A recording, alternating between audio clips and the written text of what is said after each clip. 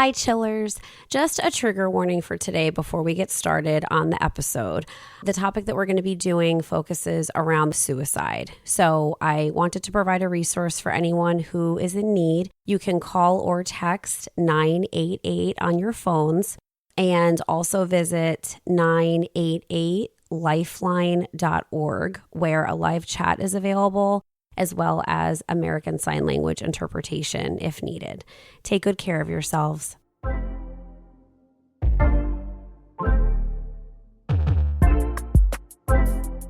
You're listening to Chillworthy, A podcast where two best friends discuss mysteries, murders, and anything in between for your enjoyment.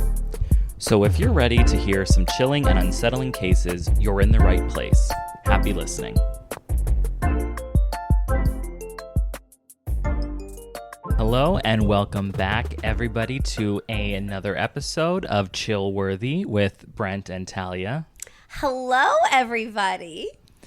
We are back from a 1-week hiatus. Yes. Thank you for joining us again. There was an unexpected health scare in my family. So that is what happened. And All is well. yes, it is. Thank you. Sure. So yeah, we are back. And also Back and better than ever. and first day of fall. Right. Happy fall, everyone. Yes. Happy first day of fall, everyone. Best time of the year. Absolutely. Yes. We celebrated with some sparkling caramel apple cider. It was most delicious. Mm-hmm. Thank you for that surprise. We ate outside. Right. We ate outside. We had the cider in some pink depression glass era cups. Right. Very nice. Very nice touch. Fancy. Very. Yeah. So, yeah, all in all, a nice cozy but bright fall day. Yes. Did you notice I am wearing one of my Halloween shirts? I certainly did. This was my last year's shirt. Mm-hmm. Yes. It's very nice. Thank you. It says the most wonderful time of the year. Yeah, and has it's the most wonderful time of the year. And just a bunch of spooky hubnubs. Right. Pictures all over it. So do you have some things to say? Well, I have one. I do. I have a few things. All but right. I have one thing that I would like to. Oh, yes. Shall we? We shall. Bingo! So, we now have bells, and as we've discussed in other episodes, when we say like, oh, we should do a bingo card of all the things that seem to come up very typically in these episodes, or I should say cases of, were they outdoors people? Check. Were they surprised with inclement weather? Check. Was the search delayed? Check. Did they call in the dogs? Now you're cooking with gas. Check. If that's even the phrase. It was a bit of you were trying to get off the runway there, but you're off of it now. I was struggling. Thank you. So now we have our bells that we will ding-a-ling. Right. When it's a little bingo Right. mention. So they called search dogs in. Stuff like that. Right. So That's nice. stay tuned for that. Very exciting. What is happening with you and books? What are you Nothing. up to? Yeah. I haven't read anything Yeah. in the past 2 weeks. So All right. Zippo. Right. Well. However, Yeah.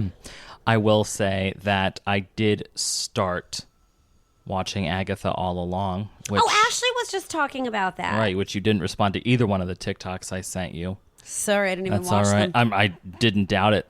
Right. But Is that what it was about? Yeah, Oh. it was. But I absolutely love it. So, good. Are you foreign? No, because they only do it weekly. Oh. Which is nice. It's nice retro, Now I get to True. wait Yes. until Wednesday for the next episode release. It's a nice retro style release. Absolutely. Like So- the olden days Right, when no we were binging. kiddos. Right. Yes. Very demure, very mindful. So I have not been reading at my normal pace due to recent events. So I did, though, want to tell you, I did finish The Villa. I think I may have discussed that one. I had just started it. Maybe it's the one. No, I think we did discuss it because you said you don't like when they do this. One narrator is present day, the other narrator is the 70s. Yeah. Who needs it? Very good. I liked it a lot. And then I started Home Before Dark. And I actually was going to text you about this, but then I had this whole text message typed out and I deleted it because I remember you do not like things with ghosts because they don't have any rules. They don't play by the rules. Absolutely. There are no rules. Right. Thank you. Yes. So Home Before Dark. Oh, so I was going to say to you, I don't know if you ever read a book by Riley Sager. That's who wrote this book. So, I mean, Home Before Dark, I'm literally about to finish it, and it definitely has improved. I was surprised by something that I, as you know, love that. But also, I kind of feel like it was one I should have seen coming, and I've been reading in such like a distracted state. I'm like happy that this is the one that I was reading because I wasn't terribly like taken by it. Right. Not a great endorsement then. I know, yeah. Which is fine. I know. I mean, you can't like every book you get. And if you did, you would be disingenuous. You're correct. This is authentic. Authenticity. This is... Both. Yes. It's authentic authenticity. Okay, so that... And wait, let me just go to my list of things I wanted. Oh, that was the other thing. So a mutual friend of ours sent me this book idea. And have you ever read anything by Bret Easton Ellis? I don't think so. He wrote American Psycho. No. Okay. So the book that she sent me today is called The Shards by him. And I didn't know that he had even come out with anything recent. And I believe The Shards was published last year, if I remember correctly. Yes, January of last year. Okay. And I read a bunch of his books. A friend of mine in college, that was like his favorite author.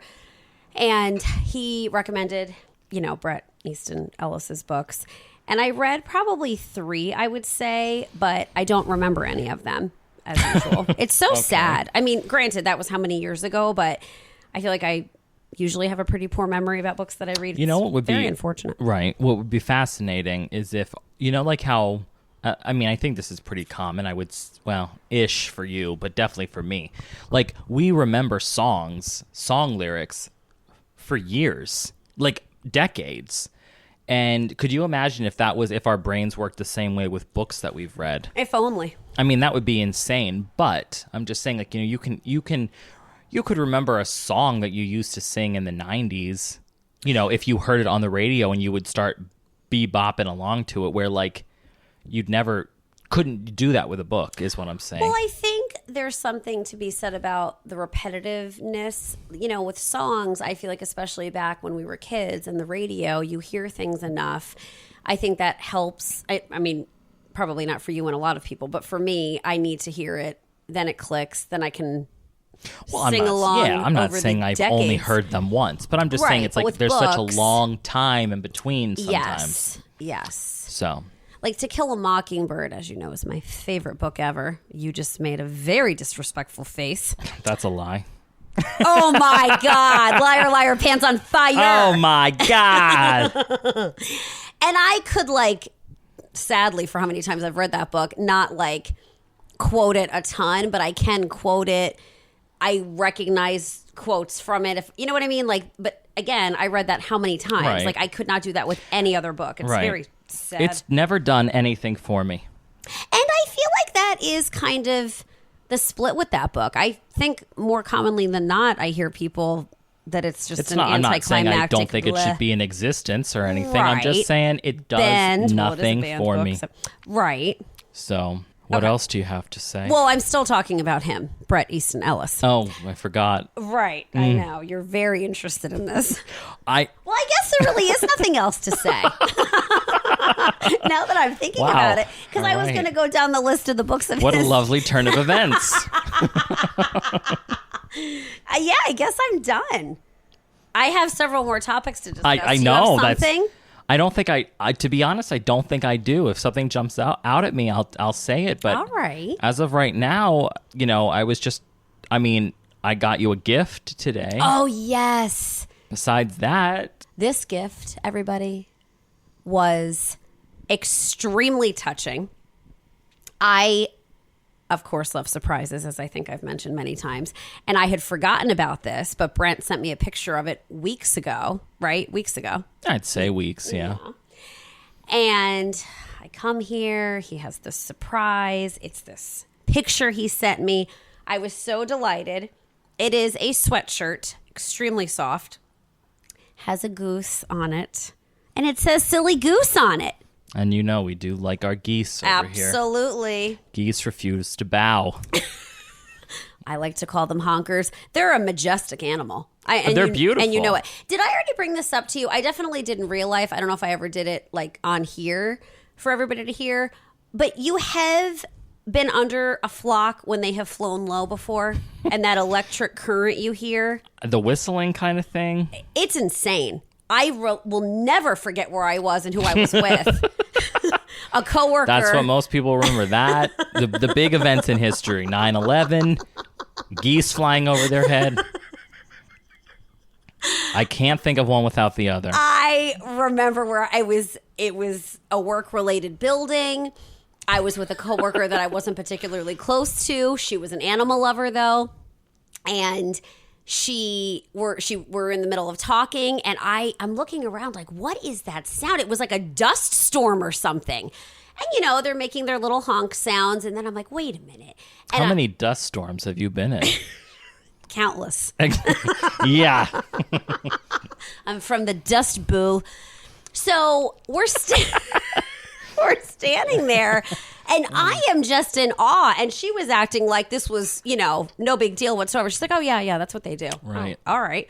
So anyway, yeah, we love geese. We do. So I got myself one as well. I'm very excited about this. Thank You're you welcome. very much. Although it is strictly forbidden by Talia for literal, I mean, ever basically since I've met her, that we don't ever get to wear the same kind of shirts because she doesn't want to be associated with me at a certain event. So just so you all know, you're never going to see us in public with both the same shirts on. You're because ridiculous. it's not Hokey. allowed. Hokey. Fine. You know, real quick, one of the things on my list, I think I actually have to send it to How you. many things are on your list, There's just for the listeners? There is 3 left, and they are Okay. brief because I don't really We're in have 12 minutes, information. just so you know. Now, how do I share this? Okay, I think, all right, here we go. Now, don't look at it yet, but I'm going to send it. Mm-hmm. Okay, so, oh no, it says an error occurred, cannot begin collaboration. What do you think that is? I have no Son idea. of a gun. Oh, here, it worked. It worked. But don't look at it. Okay. So, first 2 topics are, I was listening to a podcast this week. Do you know that one of the theories about the Bermuda Triangle is that there is an alien base under the water causing the magnetic pull for ships to go down, or ships to sink and planes to go down? I didn't. I didn't either. That's all I have to say. Well, yeah, I'd never heard that, so perhaps you could do a deep dive, I no thought pun about intended, it. into that. Right. Related, unrelated, kind of related. You know do you have a Roku remote? I don't have a Roku or a remote. Well, so we don't have a Roku either, I don't think. Okay. Maybe we do. But we have a Roku remote. I'm not really sure. Where's this going? I think it's related to the Roku remote where when you turn the TV on, it shows like suggestions. Obviously, these things are listening to us all day. The other day, I start up the TV and I'm looking, and there's a show suggestion for the Alaskan Triangle. Oh, wow. How insane is that? I didn't click it. Well, but the suggestions, don't they come from the history of things we've watched? Like if you're watching that Alone show or whatever, that's Good Alaska. call. I'm not saying that's the case, but I mean, I thought like Yeah. Netflix and stuff, like it's like once you start watching enough of this, of the types of shows you watch. It forms the algorithm. Right. Right. I think So. you're onto something there, man. Yes. Okay, now lastly, literally last topic. Please go to what I sent you. But don't read it yet. So remember how we always say, well, frequently say in these episodes about, we like joke about people with their theories of these missing people that, they probably just wanted to start over. That's what this is about. Yes, and we yes. mock them. So I found an article. No, we're not mocking the missing people. Oh, absolutely not. Thank you for clarifying. Yes, we're mocking the people that just say they just wanted to, quote unquote, start over. That's why we can't find them. Correct. Yes. So this article came up the other day as just, random. And it's a bit of a stretch, but the way it was written basically was that. It's this father who his adult son went missing, and you can look at the article. And his son went missing, and it turns out, he was found, but he wanted to start over. So it just made me laugh. It's also a very serious, sad article. Well, so unfortunately, I can't because it needs my email. It's doing that with me right now, too, which is crazy because I was able to read it. Well, but I mean, I do see that it. Okay. I mean, it just says a father's search for a son who didn't want to be found. Right. And it was, like I said, a very sad article. The man struggled with mental health issues and drug and alcohol difficulties. And really, I mean, the family was really put through a lot, as was this man, put through a lot himself. But they were able to find him. So it was a happy ending, but also he truly did not want to be found by his family. Well, I was going to say, well, then was it a happy ending? I mean, it was a happy... For one, but not for the other. Exactly. Because of the struggles that he was going through that the family knew he had the history of, they were very concerned for his well-being. So the fact that they were... And according to the story, they sort of found him by happenstance. It was, I want to say on a beach possibly. Like they had an idea of where he was, most likely geographic location, went there. And I am almost certain it was like a bumping into him. And because of the kind of struggles he was going through, they didn't even recognize him. I mean, he did not look great. And it was very sad. So that's it. All right. Well, I think we should probably jump in to the topic today. All right. We're 30 minutes in here. Only 16. I brought this up to Talia before. I don't honestly know if we'll ever do it, but I think it depends on the audience, right? Like if the people care about our thoughts like this, fantastic. If they don't give a shit, then maybe, maybe we... So be it. Right. Well, so be it. But maybe we have that other portion, a spin-off of that where it's just our thoughts. And then when it comes to this, right, I don't know who'd be signing up for it, but who knows?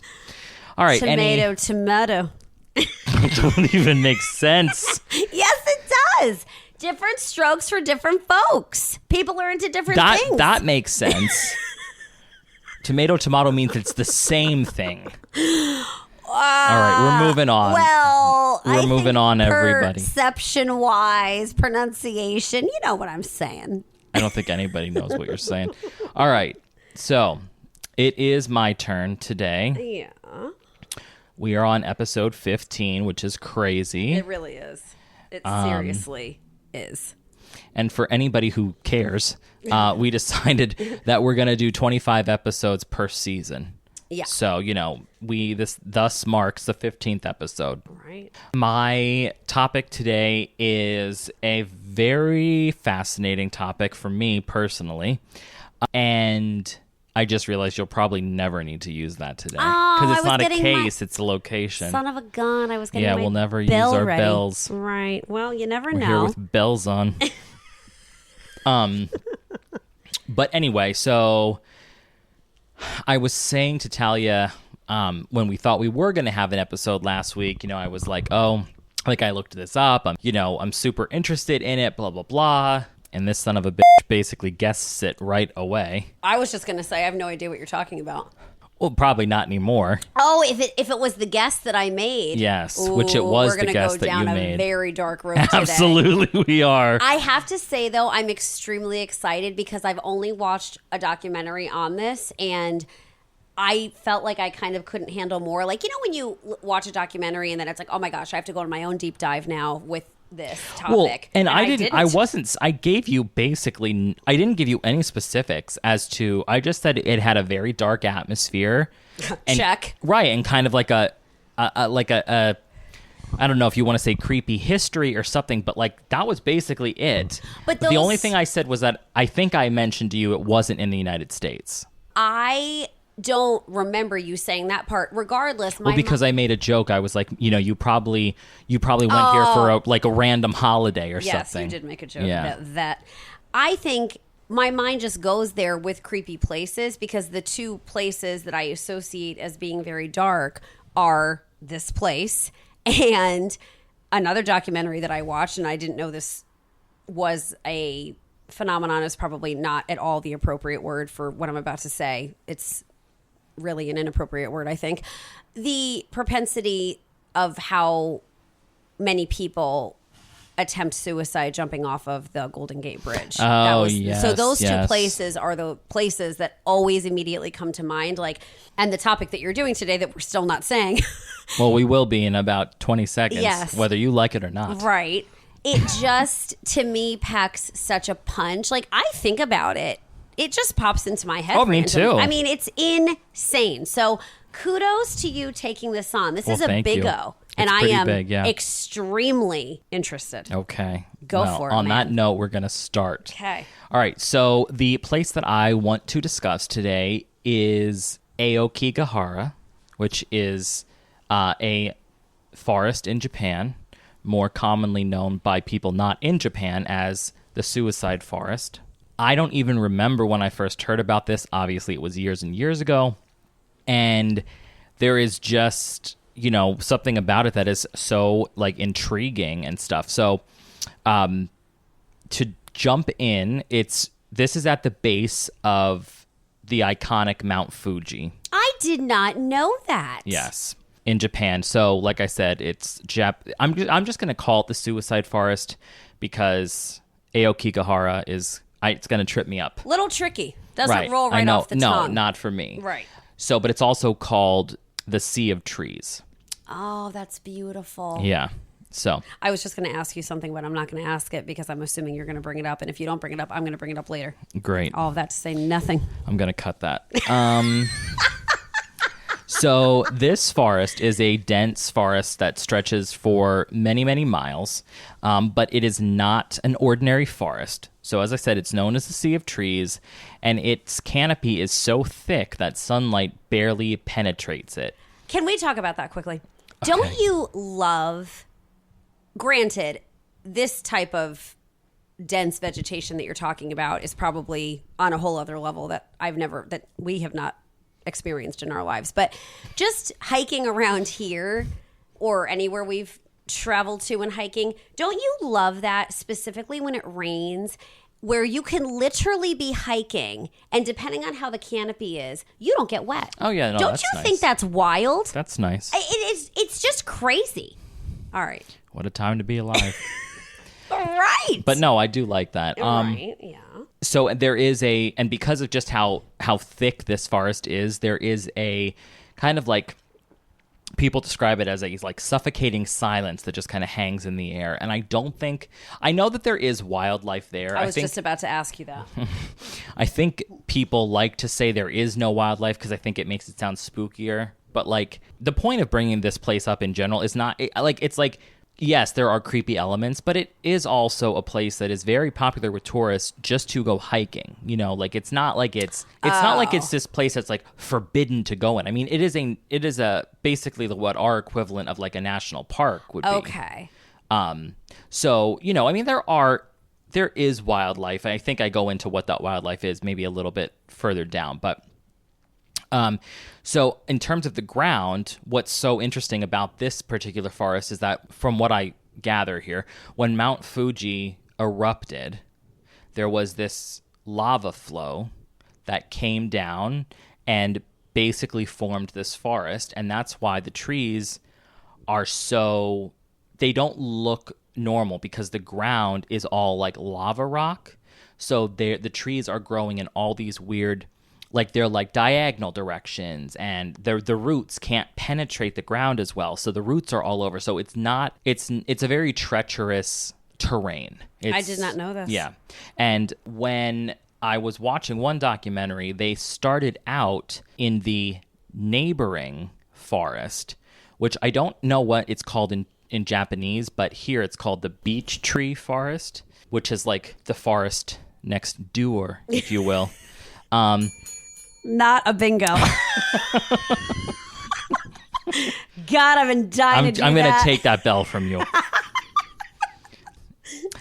So this forest is next door to the suicide forest, and it is a normal forest. Like the trees are, like it's bright, it's airy, the ground is normal. And I guess how this happened was there is a smaller mountain on the side of Mount Fuji. So when Mount Fuji erupted, this smaller mountain created kind of like a protection for this one little forest so that the lava did not flow over it like it did with the suicide forest. Right. So you can almost see a literal line of where the lava flow was versus just the normal forest. Like, you know, you can walk from one to the other and like just cross over the lava line, basically. That would be a cool aerial shot.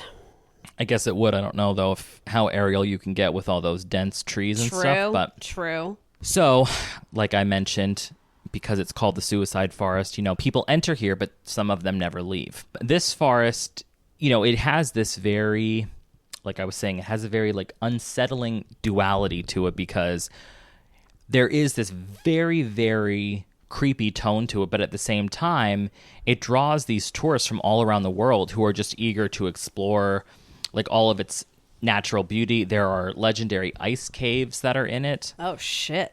That you can go in. Yeah. And I saw in one documentary, like, I guess people used to store, like, food over the winter in these ice caves because it was so cold for so long out of the year that it was like a literal freezer, refrigerator type of deal. Right. But then on the other hand, it has gained a much, much darker reputation, basically like a forest of death, where hundreds of people over the years have literally come to end their lives. So throughout even the parking lot, if you were to go there and park, you will literally pass cars that are just abandoned for weeks, sometime even months. They're just like parked there, silently waiting for their owners that are never going to come back. And you can see there's just like, there'll be like pine needles all over. And, you know, like the cars look like they have been abandoned. And so obviously they do get removed after a few months. Yeah. But it's just, that must be such a weird sight. One of the documentaries I was watching, they started out in the parking lot and they did pass one of these cars and like you could just tell that it had been there for quite a while. Yeah. So. Yeah. Am I remembering wrong that there are sort of like warning signs put up? Oh yeah, no? there are. Okay, keep going. Yeah, there are like signs that basically say like, think about your family, think about your kids, think about your parents, like suicide's not the answer, like those type of things. Do you have any statistics for us today on not only Japanese people who are going to commit suicide in this forest, but also like percentage-wise of people who are traveling into Japan? What? I don't. Oh, I thought you did. No. I thought you were laughing like, yeah, I've got it. Relax. No, I don't, but still relax. No, but I did hear that most of the locals do not go there to commit suicide. It seems like it's more of a draw for people who aren't from the area, right, to do that kind of final act, if you will. The only other thing, just as a general overview for this, is like there, of course, are whispers that there's something more to this forest than just people deciding they want to commit suicide. So people talk about spirits who are said to like wander the forest. They're called the Yurei, and I guess they're supposed to be like restless souls of these dead people who basically prowl around through the trees, and they are just drawn in by the despair of these people who enter. There's also talk of even darker forces, which are like darker than that, and entities that kind of guard this cursed place, if you will. So I am going to send you a geo link.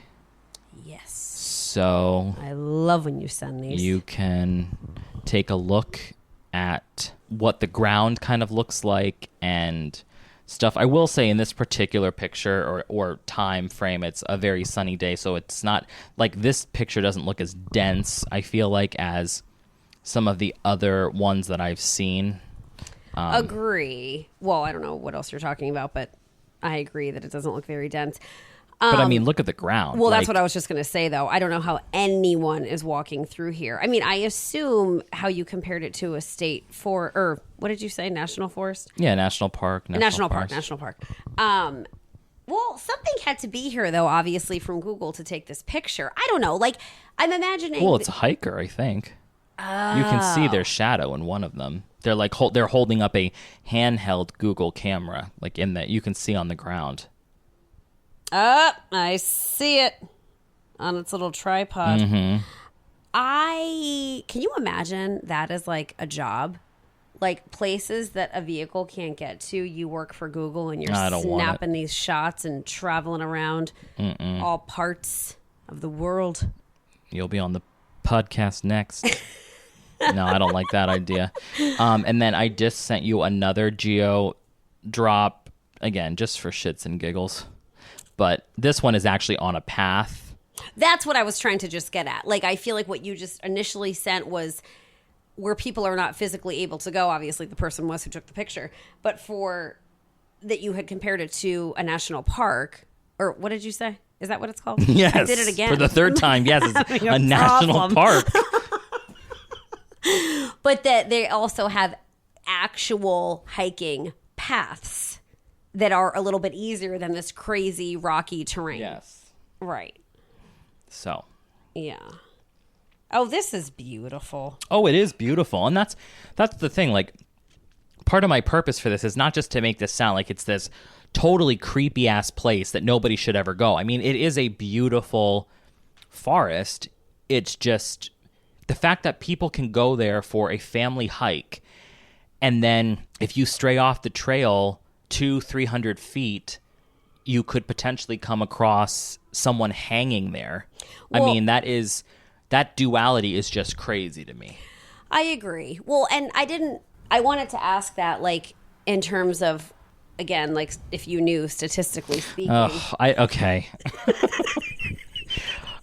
This is going to be a rough episode. I have a feeling. I haven't even gotten to my first bullet point yet. And you've asked for 2 statistics.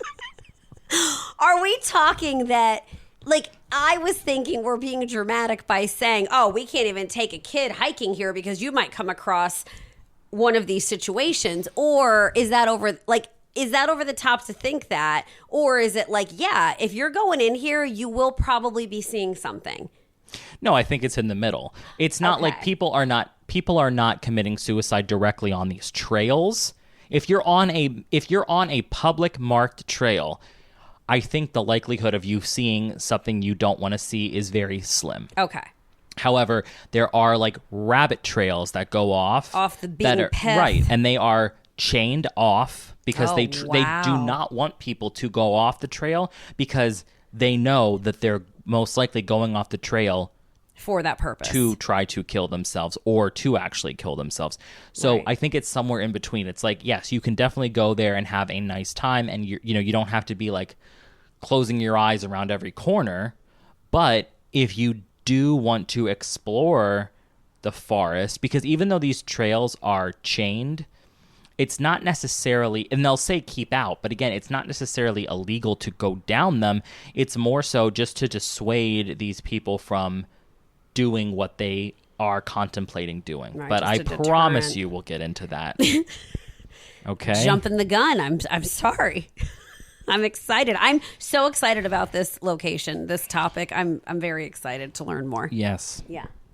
Wonderful. Okay. Yes. All right. So a little bit of then now the overview. So like I said, it's called the Sea of Trees. It is a 30 square kilometer forest. And no, I don't know what that is in miles. I was just about before to you ask. Thank you. Located at the northwest base of Mount Fuji in Japan. So this dense forest, like I said, is formed by hardened lava from this volcanic eruption that occurred in the year 864 AD. The soil in the area is rich in minerals, but it's very uneven, so it's very difficult to traverse. contributing to the forest's eerie and very isolated reputation. So a little bit of the historical context. The suicide forest has long been associated with death and mystery in Japanese culture, even before it became known as the suicide forest. In Japanese mythology, forests, I guess, were often viewed as a symbol of like a gateway between the world of the living and the world of spirits. Which that kind of reminds me of like how you think about like an Irish folklore, you know, like you go into the forest, you know, you come across the fae folk, if you will. Yes. I'm assuming that's sort of like what this is trying to say also. Right. So the dense nature of this forest makes it an ideal setting for like those kind of ghost stories and myths, because especially, I mean, when it starts to get dark, I mean, it's dark in there. Of dark, course, with how dense it is. Do they, quote unquote, close? Like, is it dusk? You got to go? Or, I mean, no, I don't know how they would possibly from what I have monitor heard, that. From what I've heard, it's open 24/7. Yikes. So, which kind of makes sense because there are a lot of YouTubers. Some of them I feel like are doing it purely for like views. Others I think are doing it for more educational things. But there are so many YouTubers who just go in there to like camp at night or search for bodies. And again, some of them are really doing it. Like I watched somebody last night who was in there and he was doing it. He doesn't show the bodies or anything. He was doing it because when he finds them, he alerts the police and the families get closure. Absolutely. Like, so he was doing it from a place of responsible, you know, type of thing. But there are other YouTubers, and I know somebody got in trouble a few years ago for like taping somebody who was hanging there. And he, you know, they were in there just kind of like exploring the forest, but like, you know, like it was like fun and games.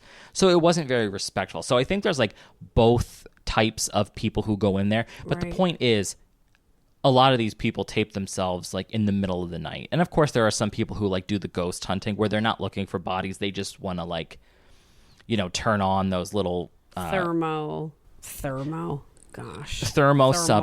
Yes. But like also, you know, like the electronic voice recorders, and they ask questions and like that kind of thing. So there's just it's a wide swath of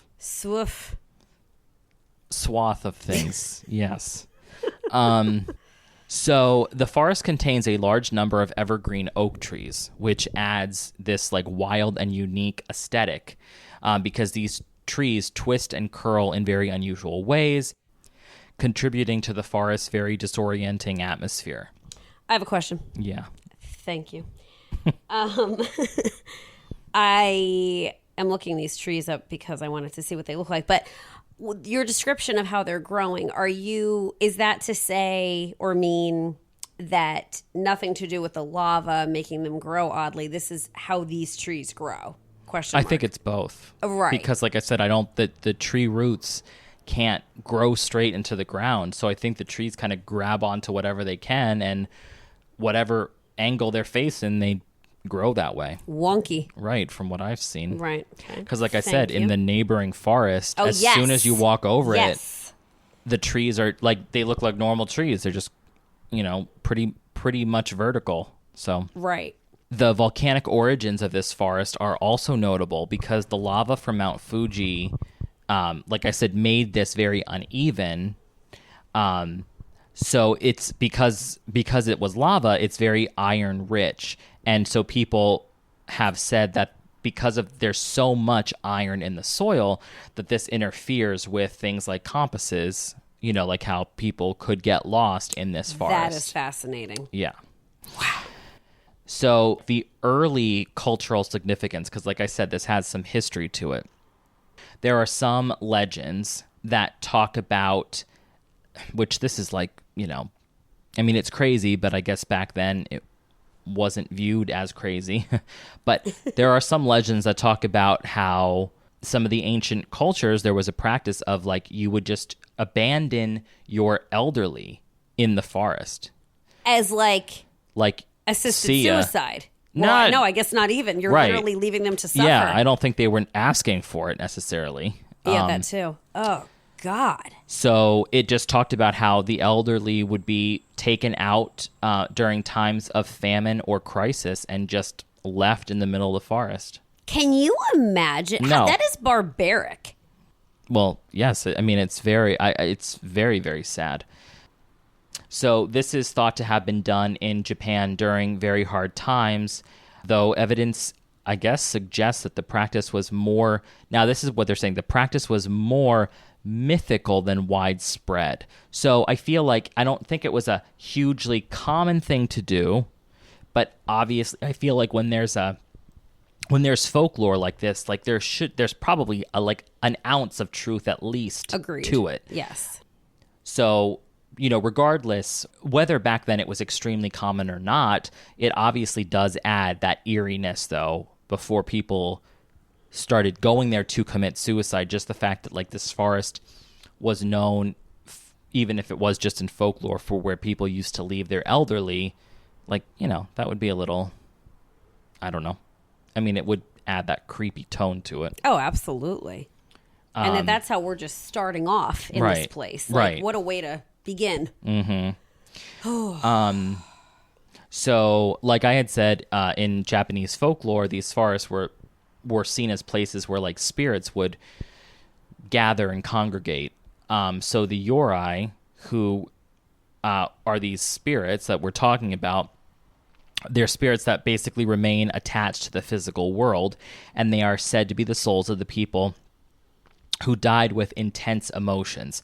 So again, if you're looking back to the folklore part of it, where people are saying that their elderly were left there, I mean, that's obviously a very scary experience for somebody who can't take care of themselves anymore, and you're dropped off somewhere. So again, regardless of how true or untrue, it certainly makes for one hell of a ghost story / ghost forest. Yes.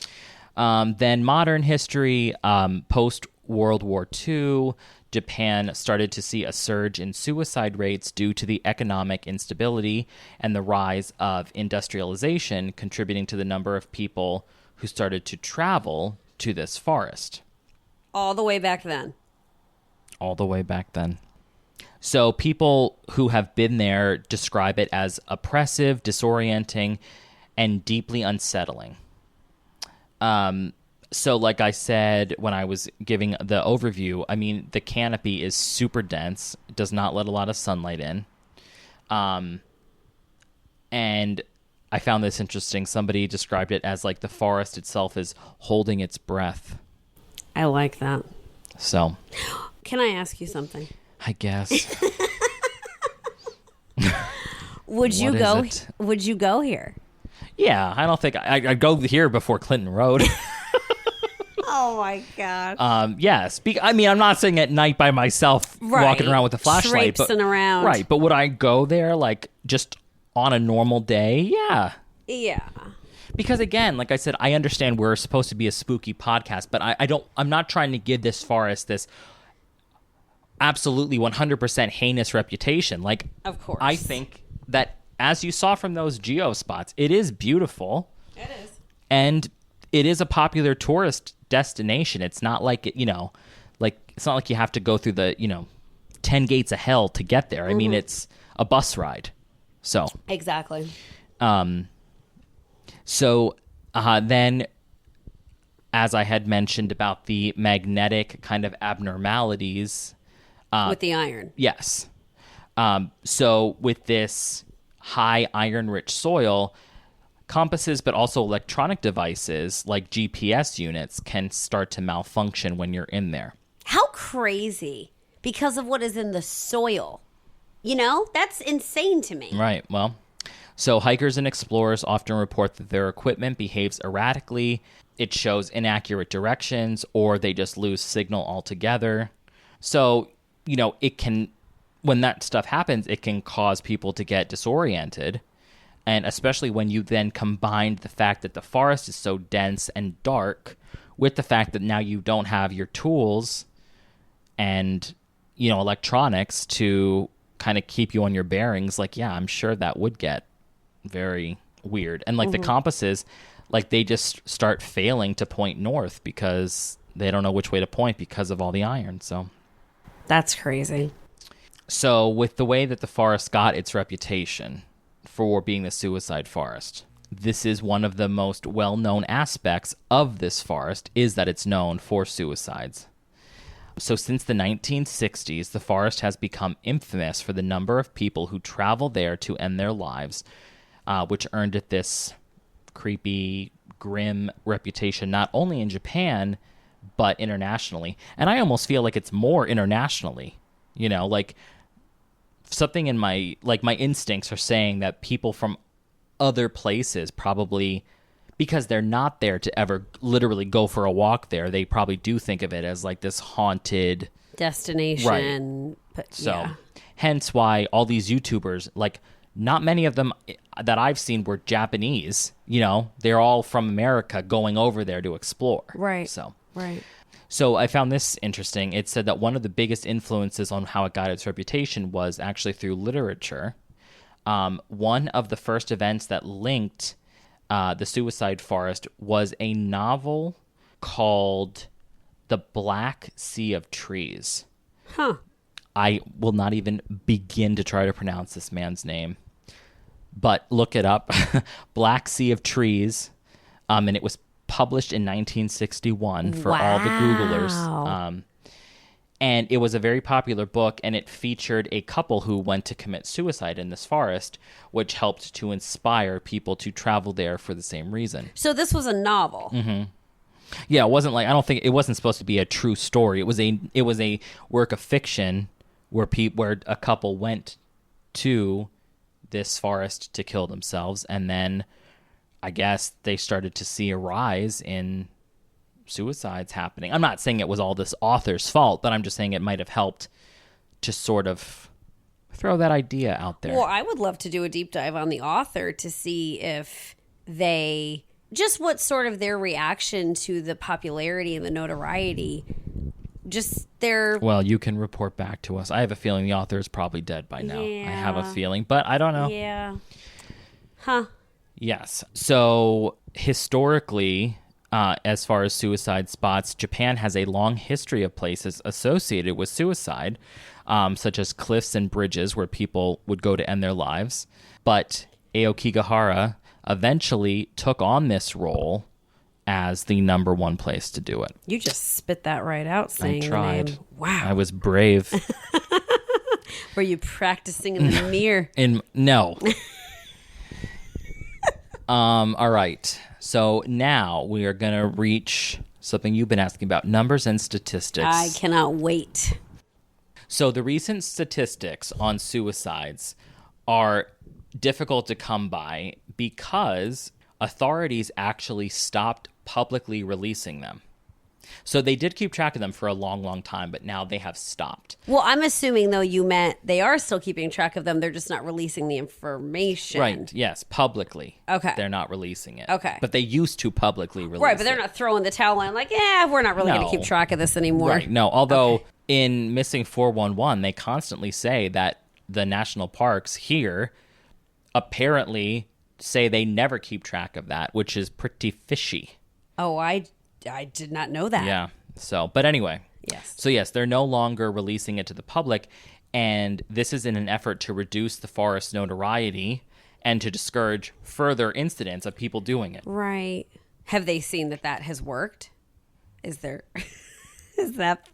I don't know. Is there evidence of that? I think you need to start pre-submitting your questions. So, however, just because of in the past, it's estimated that somewhere between 50 and 100 suicides are attempted there each year. So, for example, in 2010, which was one of the last times that they were keeping track of this publicly. A long time ago. Mm-hmm, 54 confirmed suicides were reported. But listen to this, with an additional 247 attempted suicides. Because the thing is, not everybody who goes to this forest is 100% committed to killing themselves. Some of them are just debating it. And that's why, I mean, we'll get into this, but that's why people will bring tents with them to camp there. Like, because they haven't committed to just going into a forest and killing themselves. They might want to take a couple of days to literally think about it before they do it. So they bring food, water, tenting supplies, like that kind of thing. Yeah. camping supplies, I guess I meant to say. So, and of course, with the way the terrain is, I'm sure there's tons of bodies in there who will never be found just because of the uneven, terrain and that kind of thing. The nooks and crannies. Right. Right. So, as you can see, the forest still remains a significant site, even though they are trying their best to kind of like take away the what's that called? Stigma, I suppose. Well, I think that would be worse if they were taking away the stigma to be like, hey, come everybody, let's do it. Oh, yes. Reputation, maybe. I think they're trying to take away the reputation. I don't know. Sure. The allure, maybe. Yes. Not romanticizing. Certainly not. There we go. So local authorities and volunteers, though, do continue to patrol the area regularly, and they encourage those at risk to seek help. So I did see on one of the documentaries, whoever was making the documentary went in with a forest worker, and the guy was just, as they were walking around, they were obviously off the main, like, beaten path, and he came across, like, a tent, and there was a guy in the tent, and the cameraman didn't go over, but the guy was still mic'd, obviously, who did go over, and you could just hear him saying, this was all in Japanese, but it was, like, translated, but you could just hear him saying, like, what brings you out here? Because, I mean, I guess it's not illegal to camp there, or maybe it is, because he said you shouldn't be camping here. So, but the thing is, like, people go under the premise of, oh, maybe I'm out camping when really they're trying to commit suicide. So it's kind of like, you're not just going to walk up to somebody and assume they're trying to kill themselves. Right, but if they're just there with a tent. Under the guise of that. But I'm wondering, too, when you just brought up illegal versus legal, if it's more how you said, it's not like they're considering going past the chained areas as trespassing, but they're hoping that it's a deterrent. So not that you're not allowed to camp out there, but kind of you really shouldn't be out here. The rules loosely, Yeah. I'm not sure, but it's just that they basically, if they do see somebody who has a tent, they will say that kind of stuff to them. Right. Like you had mentioned way earlier on in the episode, there are signs that are posted at the forest entrances, and they urge visitors to reconsider their decision and to contact the suicide prevention hotline, and basically just to reflect on, what other paths there are instead of this path. I think the people that go out on their own, like what you just described, the man who approached the individual in the tent, I think it's great that, as long as these people are genuinely trying to help, that they're sort of like crisis workers. Yeah, in a way. Personally going out, though, and doing it. I think that's wonderful. One would imagine that would probably be a very beneficial job to start having there. To have people, like, if it's so well known for suicides, for, like, Japan to literally invest in some crisis workers that are there, like, to make themselves available. Right. Right. Not saying that they have to walk around the park, but even if there's a building or a location in close proximity where somebody could go if they needed to. I don't know. But so Japan overall continues to have one of the highest suicide rates among the industrialized nations. But thanks to various prevention initiatives, the rate has been slowly declining in recent years, which is good. Absolutely. So the local government and volunteers regularly go around the forest, and they both assist those contemplating suicide, but they also are there to find and remove the remains of those who have died already. One of the signs that I told you about at the front reads, "Think of your family, and life is a precious gift." So, all right. So then, because of all of the YouTube things I've been looking at, there's a lot of like documentaries and articles that are written about this forest because it is so intriguing. So there's a bunch of international interest around the suicide forest, and there have been numerous documentaries. I know there's been a mainstream film made about it, like a horror movie. Oh my God. With the girl from, which I know you've never seen, but Game of Thrones. No. So like she had like a twin sister. Her twin sister went camping there, never came out, so she went to go look for her. So like that. But it was like a mainstream horror movie, not like a documentary. Right. But did you enjoy it? it was all right Yeah. from what I remember. Yeah. This publicity, while it is informative, what kind of is the other side of the coin is that it kind of leads to people who want to do something called dark tourism, which basically just involves going places that are known for, scary things out of morbid curiosity. And again, as we keep repeating, they don't really want to promote, like, they're not trying to say, yes, come here so you can find dead bodies. Like, that's not the point of this place whatsoever. Right. Hence why I keep trying to say, like, this is not just a forest of death. Like, it's a nice place for people just to enjoy hiking. Right. I did a little bit of looking into, like, what is it about necessarily this forest that seems to, I don't know, like, make it a place where people might choose to commit suicide, not from, like, the books and stuff.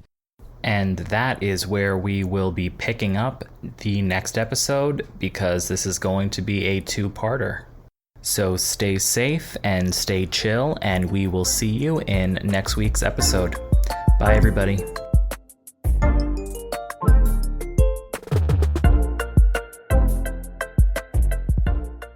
You've just listened to Chillworthy.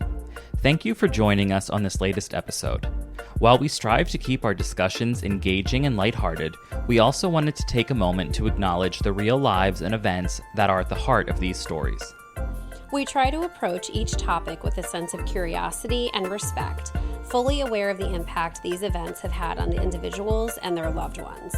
Our goal is to honor their memories by keeping their stories alive and shedding light on the mysteries that surround them. If you enjoyed this episode, please remember to subscribe, rate, and leave a review, and don't forget to join us on the next episode of Chillworthy.